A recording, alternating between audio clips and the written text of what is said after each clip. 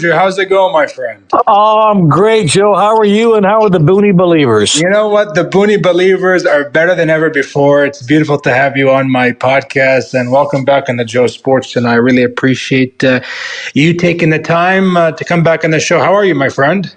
I'm very well, Joe. How are you? You know what? I couldn't be more fantastic. And, not only fantastic, but I'm not sure if you heard a few hours ago, it's just crazy to hear, we're going to talk about the National Football League for a sec. Phillip Rivers signs with the Indianapolis Colts practice squad coming out of retirement, age 44. What are your thoughts on that? That is a shocking news. Yeah, really shocking. So here's the thing with Phillip Rivers. He knows the coach very, very well. They're very close. He knows the organization well because that was the last organization he played for. The system they run is the same system that they ran when he was a quarterback there 5 years ago. So there's a lot of familiarity there. I find it interesting that if he plays, right now he's a semifinalist for the Hall of Fame. Yeah. If he plays, the clock goes back. And he's got to wait another 5 years before he's eligible for the Hall of Fame. So we'll see what happens, but it's a desperate team, right? A desperate team in Indy, and I guess a desperate team calls for desperate measures. Oh, absolutely, and especially Daniel Jones having the best time of his career, especially in Indianapolis. Not really successful in the Giants, but coming to, Indianapolis and doing really well, thought they're going to win that division. Still possibility they can win that division, but Jacksonville has been playing really good football lately. It's shocking to me. It's like the shocking news between Katy Perry and Justin Trudeau. I would never think those two would come together and be together. Now you're having Phillip Rivers sign with the Colts. Might as well bring back Terry Bradshaw. I've been hearing all over social media. Yes, why not? He's in his 70s. He's still got a good arm, for sure. Why not, right? But it's I'm worried about Rivers getting hurt if he does play. But I'm sure the arm is going to be okay. It's just a question of the physical fitness he's in, his health, and his timing. And that I'm not sure what to think. You know what? I think the most concerning part is he hasn't played in over 5+ years. And is he physically ready to play? Is he mentally? How's his health? Has he been working out? Those are the things that are a possibility that you want to know as a football player, and especially if you want to put your body on the line. He's 44 years old. He has 10 children. Maybe those kids are drinking too much milk and dairy products. I don't know why he's coming back, but it's interesting because there's 4 games left in the 2025 season, and hopefully the playoffs will be there. And maybe we'll see if Phillip Rivers and Aaron Rodgers, 2 veteran quarterbacks, go win each other. Well, it's an interesting time because the AFC is really wide open. Yeah. I'm not sure if Kansas City's going to get in. I don't know if Lamar Jackson and the Ravens get in. I don't think Joe Burrow and the Bengals are getting in. So you're missing 3 teams with quality quarterbacks that likely will not make the playoffs in the AFC. So I think you could say the AFC is wide open, and that could be a good thing for a team like Buffalo, especially, which you could argue has the best quarterback in Josh Allen, and maybe the best team if those other 3 teams I mentioned don't make the playoffs. You know what? I agree. I think if Kansas City doesn't make the playoffs, I think, you got Josh Allen, one of the best quarterbacks in the league right now. You got Lamar, out. I know you're a Steelers fan. Aaron Rodgers has been playing good football of lately. And I think if the Steelers get in, everybody's just not talking about them much. And that's what you want from a perfect team, not to talk about. I think they're going to be a surprising team. I think they're a Cinderella team. And I think DK Metcalf and the Pittsburgh Steelers are good enough to go to a championship game. Now, it's been an up and down season for them. Rodgers was out for a game plus, and I think this is a time that if Pittsburgh will make the playoffs these next couple of weeks. They beat Baltimore and Baltimore, Maryland. Lamar Jackson did not look like himself. So there's still a lot of questions to be called. Time will tell, but I think the Pittsburgh Steelers will win that division. I think they'll go very far. I'm not saying Super Bowl, but I think they'll go far enough so maybe Rodgers will come back for at least one more year in Pittsburgh. Well, that could be. That could definitely be. Who knows? It's funny. I don't think Pittsburgh's very good. And I think if they make the playoffs, it won't matter. They're not going to win a game in the playoffs. But because the AFC is so wide open, anything can happen. I just think the Steelers aren't very strong defensively. I think their offense isn't that. I think it's just a mediocre team up and down the lineup. But again, the AFC is pretty mediocre. So you get in, you never know. But my gut tells me they're not going to win a playoff game, even if they make it. You don't think Aaron Rodgers has that spark to at least, win a playoff game? Because Pittsburgh, correct me if I'm wrong, hasn't won a playoff game in over 8+ years since the last Yeah, it's been a long time, 2016. Yeah, I don't think Aaron Rodgers, it's not so much Aaron Rodgers as much as it is the whole team. I think defensively, they gave up too many yards on the ground. They're not a good run-stopping defense. Offensively, I don't think the offensive line is as strong as it really should be for a powerhouse team. I think Rodgers is okay. Not so convinced he has enough wide receiver depth. And I just don't know if they can play the type of football you need to win in the playoffs, which is to stop the run and run the football. It's funny you say that because the last, 5+ years, Pittsburgh has incredible defense. This season, it hasn't been the best. They're giving over 20+ points to teams that are, below 500, and even teams that they should be turning the ball over. They're not turning the ball over. TJ Watt still being TJ Watt, but TJ Watt last year was a lot better. Cameron Hayworth, there's things that are not going smoothly as Pittsburgh defense usually does, Tony. And it's just, it's awkward. It's weird. You usually see Pittsburgh's defense, especially when they have a good quarterback like Rodgers. They should pick it up. I don't know if it's because they got rid of some players off season, but if they do want to win a playoff game, like you're saying, they got to start now. They play the Miami Dolphins on Monday Night Football, and the Miami Dolphins have been playing incredible football. I think they're 1-5 now. They're 6-7. They're fighting for a playoff spot, so they're not going to come into Heinz Field, and easy. No, they're going to come in. They're going to push. They're going to pressure Aaron Rodgers. And when Aaron Rodgers is pressured, it's not good because of their offensive line has been struggled of lately. Yeah, absolutely. And I think, to me, the thing that told me that Steelers defense wasn't very good was when they played Buffalo a few weeks back, and the Bills were missing 2 of their starting tackles, and they still ran for over 200 yards on Pittsburgh. So, yeah, it's not a good sign. I don't feel good if I'm a Steelers fan, which I am, about their chances. And we'll see. We'll see. I mean, I think they're spending the most money on the defense compared to any other team in the league. So their defense has been a disappointment. It's like it's like I'm a big Packers fan, and the Packers are playing incredible football, and I respect Aaron Rodgers. I admire him. I think he's one of the best quarterbacks out there. I think he's a third ballot Hall of Fame. But when I look at the Green Bay Packers, they got everything on the table. Now, Jordan Love, there's times that I'm concerned about. Sometimes I say there's no love for Love in Green Bay because there's times, weeks he comes, and when he's under pressure, he's not playing the best, and he's throwing balls that shouldn't be thrown. We should run the ball more. But at the same time, Green Bay has what it takes to win a Super Bowl. And Pittsburgh, correct me if I'm wrong, they are capable of winning it. But the thing is, they're not consistently defense. If they're consistently defense, I think Aaron Rodgers would be a lot more comfortable in the pocket. Mm-hmm.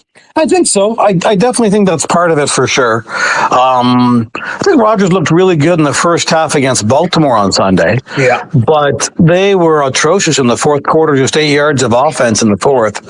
So it's he's 42 years old. He's got a wrist injury. He's taken a lot of hits over the course of his career. It's going to be tough these last 4 games. So the schedule is okay. Like you said, Miami's still in there. But Cleveland is a team they should beat, but Cleveland always plays well against Pittsburgh. They got Baltimore to end the season. So, not exactly it should be some winnable games there. We'll have to wait and see. The toughest game I got to say is probably the Detroit Lions. For sure. That's a tough one. Yeah. That's going to be the toughest game. But, if you put a check mark on the Dolphins winning there, you beat the Browns. I think they can beat the Ravens in Heinz Field. And you get the Lions, December 21st, Sunday, 4:25. That's going to be on CBS with Tony Romo. I think that's going to be an incredible game, but that's going to really tell you if the Pittsburgh Steelers show up and do beat Detroit in Detroit, I think then people start to be concerned about a football team like that. But if they go into Detroit and get dismantled, then we all know that they're a one and done deal. And in the playoffs, right? So, Yeah, and Detroit will have something to play for, so it'll be a very difficult game, no doubt, for Pittsburgh. well, my friend, we're going to move on topic. We're going to talk about the National Hockey League and the Toronto Maple Leafs. What an incredible win last night. I got to say, that was the best win of all season, the last 30 games. My question to you is, to all the beautiful Booney believers, and the Booney believers asked me this question to ask you, the Leafs are 14-11-4 with 32 points. The Maple Leafs have had an up and down season, but the past week, they've looked much stronger and sharper. What do you think has sparked their improvement? I think it's been health. I think, Matthews is getting a bit healthier. I mean, look at the forwards that were missing time. Matthews, Waugh. You had Joshua benched. You had Domi benched. Nyes missed some time. So I think the health of their forwards have been part of it. I think a better defensive effort from all walks of life, defense and forwards, and goaltending. Joseph Woll stabilized the goaltending before his injury, and now Dennis Hildeby has continued to stabilize the goaltending since he's taken over for an injured Joseph Woll. So I think those are all factors. To me, it's amazing where they are when you consider all the injuries they have had, especially in goal, and how atrocious the power play is. For them to be where they are, if you really take a deep dive, is really surprising. And you're right, that game against Tampa wasn't an artistic masterpiece by any means, but they played how you're supposed to play if you're trying to play a playoff type style, right? Low event hockey, they call it, and they played it very well. It's not only they played well, they played as a team, and I thought they played 60 minutes of clear and clean hockey, and they might have been outshot, but you look at Tampa Bay, and every year I think Tampa is going to fall down. They're going to keep moving to the basement, and every time I think that, John Cooper just proves me wrong. When you have a great coach in John Cooper, then things go well.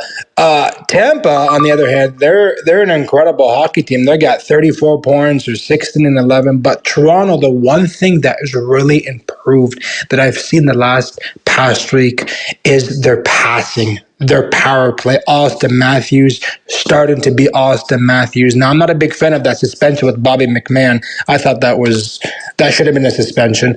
I think that should have been just, like any other situation. I think these suspensions in the National Hockey League are very sensitive now, like the National Football League. I know they're trying to keep their players, concussion free, and they're trying to keep their players healthy. But at the same time, this is the National Hockey League, and this is hockey. And I think the players should be supporting each other, and especially the Maple Leafs. You've seen what they've done the last little while. They've been protecting their goalie with Joseph Woll. Joseph Woll was injured. Anthony Stolarz was injured. Now you got the backup that is almost 6'5". Correct me if I'm wrong, Tony. It's just the team, what they're doing. They're playing as a team, and their passing has been incredible. They certainly are playing more team focused for sure. And I've been really impressed by Troy Stetcher's addition to the team. Claimed off waivers. He moves the puck quickly. He's really helped kind of bring some stability to Jake. Oh my gosh, I drew a blank there. Jake McCabe. Playing on the left side of the defense as opposed to the right side of the defense. Yeah. I think that's helped stabilize his situation. So a lot of factors at play. And they won some games that they really had to win, like in Carolina against a really good Hurricanes team. At home to Tampa. To win those games gives you a bit more confidence, right? Yeah. And now they've got San Jose on Thursday. Tough game against the Young Sharks team. And then Saturday, Connor McDavid and the Oilers are in town. Just if they just play the way that they have played over the last couple of weeks, if they get the goaltending that they've been getting, it all bodes well for the Maple Leafs. And I don't want to sound like a cliche, Joe, but just take it one game at a time. They are. That's all you can do, because it is so tight in the Eastern Conference. You can't look too far ahead. Do you think that Mitch Marner trade was a big factor for Toronto? Was a downgrade overall? Oh, absolutely. You could say he's one of the top 15, 20 players in the world. So you lose a player like that, yeah, you're gonna suffer the consequences. right? And look, the money that they spent that they could have paid Marner, they put it on Joshua, Waugh, and Michelli. Well, Michelli's been a healthy scratch for the last 2 weeks, hasn't played a game in 2 weeks or so. Waugh has been okay, but has had a slow start. And Joshua was really struggling for the first 15 games. So that's, Mitch Marner's a great player. You don't replace him overnight. And when you try to replace him with three guys, and if two of those guys really don't do a good job, you've definitely lost any trade or, where you were compared to last year with Mitch Marner. Yeah, and you're saying, they've been taking one game at a time, like you're saying, and it's just funny because you look at the other conference, like with Washington, Carolina, the Islanders, and Pittsburgh, and the Rangers and Philly. It's the same thing. Like whoever thought Pittsburgh's going to be this good? I know it's still early in the season, but they're in a rebuild mode, like the Tampa Bay Lightning. Now, the Lightning might not be in the rebuild mode like Pittsburgh, but at the same time, everybody thought Pittsburgh is going to have one of those just a struggling year with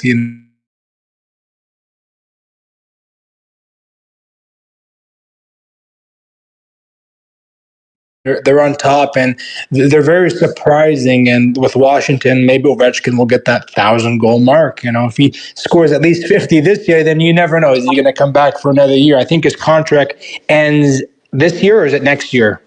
I think this is his last year. Yeah.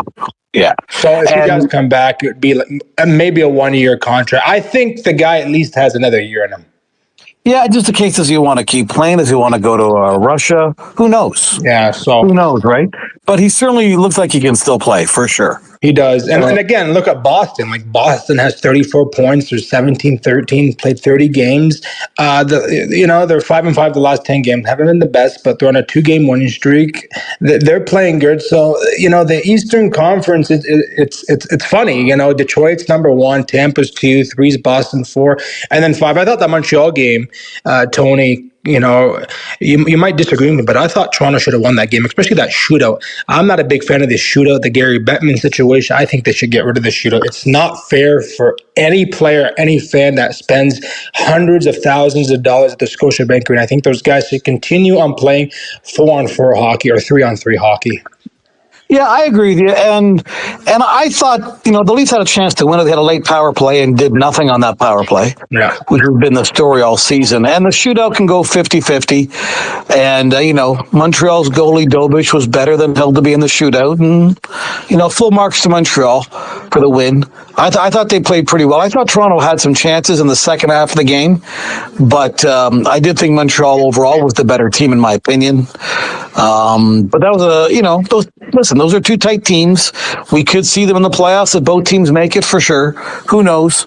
Like you say, the Eastern Conference is so wide open. I have no idea what to expect. I don't remember it being this close. Was it this close last year, this year? I don't think it was. No, usually at this time you have a sense who the three teams are in the Atlantic Division. Yeah, usually by now it's going to be Toronto, Tampa, and Florida. And you're kind of wondering if Montreal or Ottawa will get in there, or maybe even Boston. But this year, it is wide open. Like, as we speak, you've got 3 points between Toronto and Detroit. Yeah. There's 5 teams and separated by 3 points right now. It's crazy. It is. And you got Ottawa at 30, Florida at 30, Toronto at 32. You got Buffalo. I feel bad for Buffalo, man. You think they're going to do well, and they always drop to the bottom. But again, there's 3 points between the Maple Leafs and Detroit Red Wings, you're saying. And Detroit's been playing really good of hockey lately. Again, Tampa, on a 4-game losing streak. But can you just tell me, what is it about Tampa that makes the Lightning a good team, Tony? Because I every time I think Tampa's going to go down, they're always number 1, number 2. Yeah, so they've got a really world-class coach in John Cooper. Their defenseman, Victor Hedman, is still very good. And up front, they've got dogs. They've got guys who are tireless workers. Kucherov, Point, Cirelli, Gensel. And they just work like dogs. They just always battle you. And those guys are the leaders. And if they set the template for how you want to play, everybody's got to follow or you're not there for long. Right? And of course, they still have a world-class goalie in Vasilevsky. So you take all those factors, that's why they keep winning. Their top end guys are really good. Kucherov, you got. Yeah. And Point, Kucherov, Hagel, Sorelli, Hedman. Those are 5 top end elite players. yeah, and they're still elite. And I keep thinking the same thing like you, Joe. I keep thinking this will be the last year. It's not going to, but they just keep every day. Every year they're right there. And you know what? I was talking to a good friend of mine the other day, and you told me, why is John Cooper so successful? And I said, just put this for a sec. You're a Patriots fan, right? Before you got Mike Vrabel, the Patriots were what, 4-12, 5-12. Now you guys are what, 11-2. When you have an elite coach, when you have an experienced coach, when you have a coach that puts it through the heart and believes in the team, you're going to be successful. It doesn't matter if you're rookies or not rookies. Look at the Patriots. Whoever thought the Patriots are going to be number 1 seed? And, they might as well go all the way. You never know. So when you have a great coach, an experienced coach, you never know what's going to happen. I don't care what you say about the Patriots. They've been playing incredible football. Yes, they've been playing teams under 500, but they beat the Buffalo Bills. They've beaten teams over 500. They proved to themselves and to the National Football League they are the real deal. Like John Cooper, every year we think he's going to go down, but no, they keep going up. Booney Believers have another question to ask you. If there's one area the Leafs absolutely must address before the trade deadline, what would it be, Tony? Wow, that's a tough one because I'm not sure how active they'll be at the trade deadline. But I really think they've got to get a guy who can move the puck on the backhand. They got to get a smooth, skating, offensive-minded, puck-moving defenseman. I think that's goal number 1. If you had to just give me one thing, that's what I would do. It's easier said to do than not, but yeah, that's what I would definitely like to see happen for sure. I think so too. I think, defensively they're good, but you know what? Always to bring an extra defenseman is great. Now, I don't know if you remember Luke Shen. Does Luke Shen still play in the National Hockey League or no?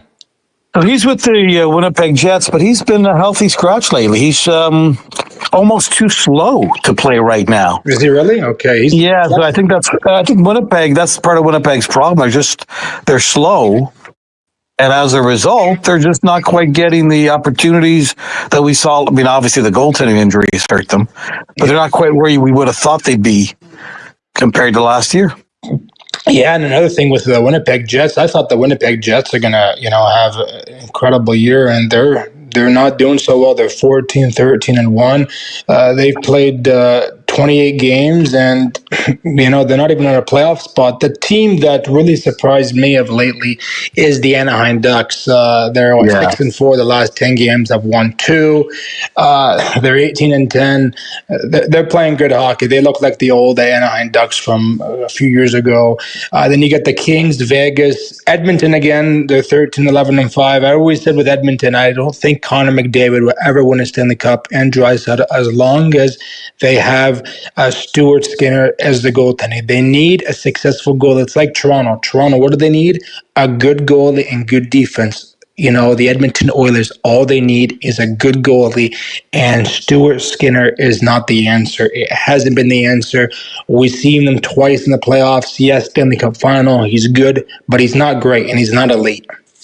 Yeah, and there were times when you watched the Oilers earlier this year where I got the sense they didn't trust their goalie. They didn't have much confidence in their goalie, and that's part of the reason why they lost. They kind of struggled early on in the season. Yeah.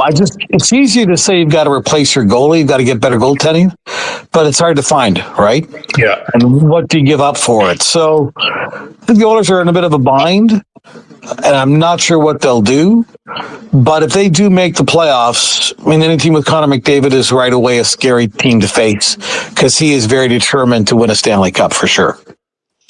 Yeah, he deserves the Stanley Cup. It's like Josh Allen winning the MVP.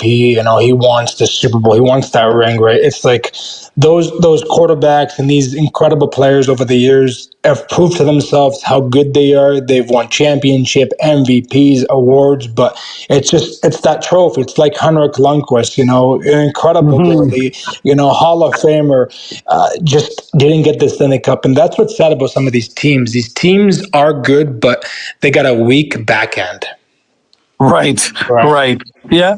It's tight. It's very tight, that's for sure. It is. A lot of evenness across the league, that's for sure. In your stance, where do you put the best team in the Eastern Conference? I don't know. Maybe Carolina, but it might be Washington, Yeah. I honestly don't know. And if you ask me tomorrow, I might give you a different answer. That's the thing. It's not consistent. And that's what I said earlier. It's so unpredictable. It's wide open.